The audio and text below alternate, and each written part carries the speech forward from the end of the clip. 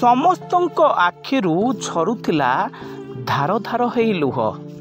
ସମସ୍ତଙ୍କ ମୁହଁରେ ସେହି ଗୋଟିଏ ଶବ୍ଦ ଥିଲା, ଅମର ରହେ ଅମର ରହେ। ମାଡ଼ି ଆସିଲା ଦୁଃଖର ବାଦଲ। କେହି କିଛି ଜାଣିବା ପୂର୍ବରୁ ସୋସିଆଲ ମିଡ଼ିଆରେ ସେହି ଗୋଟିଏ ନ୍ୟୁଜ୍ ଭାଇରାଲ ହେବାକୁ ଲାଗିଲା। ଆଜ୍ଞା ହଁ, ଆମେ କହିବାକୁ ଯାଉଛୁ ସେଇ ଘଟଣା ଯାହା ଗତକାଲି ଘଟିଥିଲା।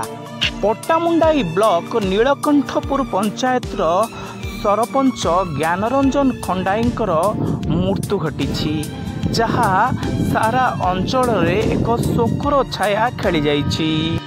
ସିଏ ଥିଲେ ଦଳବଳ ନିର୍ବିଶେଷରେ ସମସ୍ତଙ୍କର ନେତା, ସମସ୍ତଙ୍କର ଭାଇ। ବଡ଼ ହେଲେ ମଧ୍ୟ ତାଙ୍କୁ ଭାଇ ଡାକିଥାନ୍ତି, ସାନ ହେଲେ ମଧ୍ୟ ତାଙ୍କୁ ଭାଇ ଡାକିଥାନ୍ତି। ସିଏ ତ ଦୁଃଖର ସୁଖର ସାଥୀ ବାପିନା ଭାଇ ବୋଲି ସମସ୍ତେ କହିଥାନ୍ତି। କିନ୍ତୁ ଆଜି ସେହି ବାପିନା ଭାଇ ଆଉ ନାହାନ୍ତି। ଆମ ସମସ୍ତଙ୍କୁ ଛାଡ଼ି ଆରପାରିକୁ ଚାଲି ଯାଇଛନ୍ତି ବାପିନା ଭାଇ। ସିଏ ଲୋକଙ୍କର ସେବା କରିବା ପାଇଁ ସବୁବେଳେ ଥାନ୍ତି ତତ୍ପର। କାରଣ ଆପଣମାନେ ଜାଣିଥିବେ ଅତୀତରେ ସେ ଲୋକମାନଙ୍କ ପାଇଁ ମଧ୍ୟ ଜେଲ କାଟିଥିଲେ।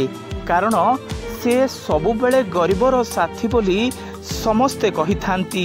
ତ ସେଥିପାଇଁ ସେ ସବୁ ସମୟରେ ସମସ୍ତଙ୍କ ପାଖରେ ପହଞ୍ଚି ଯାଇଥାନ୍ତି, କିଛି ସ୍ୱାର୍ଥ ନଥାଇ ମଧ୍ୟ। କିଭଳି ହେଲା ସରପଞ୍ଚ ଜ୍ଞାନରଞ୍ଜନ ଖଣ୍ଡାଇଙ୍କର ମୃତ୍ୟୁ? ଆସନ୍ତୁ ଜାଣିବା। ସେ ସକାଳୁ ସକାଳୁ ବାହାରି ପଡ଼ିଥିଲେ ପଟ୍ଟାମୁଣ୍ଡାଇ ବ୍ଲକ।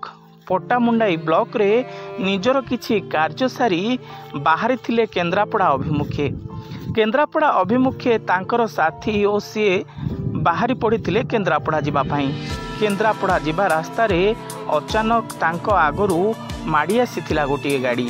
ତାଙ୍କୁ ଧକ୍କା ଦେଇଥିଲା। ପ୍ରଥମେ ସେ ଗୁରୁତର ଭାବେ ଇଞ୍ଜୋର ହୋଇଥିଲେ।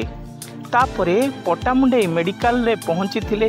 ପଟ୍ଟାମୁଣ୍ଡାଇ ମେଡ଼ିକାଲରୁ ଅଶ୍ୱିନୀ ହସ୍ପିଟାଲରେ ତାଙ୍କର ଚିକିତ୍ସାଧୀନ ଭାବେ ମୃତ୍ୟୁ ହୋଇଥିଲା।